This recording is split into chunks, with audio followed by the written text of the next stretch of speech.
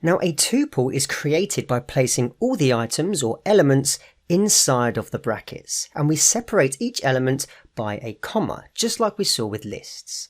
So we could start by typing my underscore tuple, and we can set this to a set of brackets, and inside the brackets we can have integers, so we can put 1, 2 and 3.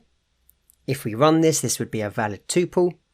We can mix data types, so we can also have my underscore tuple underscore 1, and we can set this equal to brackets, and then we can have an integer as the first element, so let's put 1. We could then have a string as the second element, so let's put the word hello.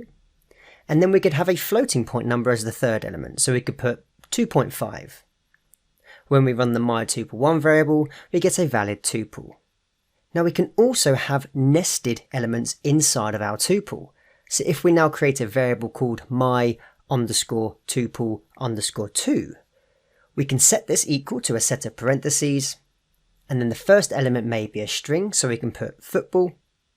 The second element may be another data structure like a list, so we can put in square brackets some integers, so 1, 2, 3. And then the last element, we can include a nested tuple, so we can put another set of brackets, and inside these brackets we can put our nested tuple elements. So we could have integers, mixed data types, strings, whatever we want. So let's just put 2 strings, hello and goodbye. When we print out my tuple 2, we get a valid tuple returned. Now a tuple can also be created without using the parentheses, and this has a special term called tuple packing. So let's see an example as to how this works. So we can have a tuple called my underscore tuple underscore 3, and we can simply put elements to the right hand side of our assignment operator separated by a comma, but just remove the parentheses. So let's put 1, comma, then we'll put a string of Spain, then we'll put a comma, and then we'll put a list of integers 1, 2 and 3. Now when I print my underscore tuple underscore 3, you can see that we get a tuple returned. So even though the parentheses are optional, it is good practice to use them, as when you see the brackets, it becomes more clear as to what the code is doing. Now interestingly, creating a tuple with one element may not work in the way you expect it to.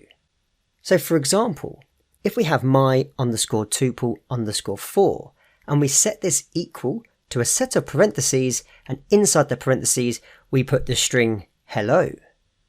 When we now print out the type of my underscore tuple underscore 4, you'll notice that we get a string object back. So in order to create a tuple representation of one element, inside the brackets we actually need to put a comma after the first element, even though we're not going to put a second element. When we now print the type of my underscore tuple underscore 4, we return the type tuple. Now once again, parentheses are optional in this case, so we could remove the parentheses, but we'd still need to put a comma after the first element in order for the type to be recognized as a tuple.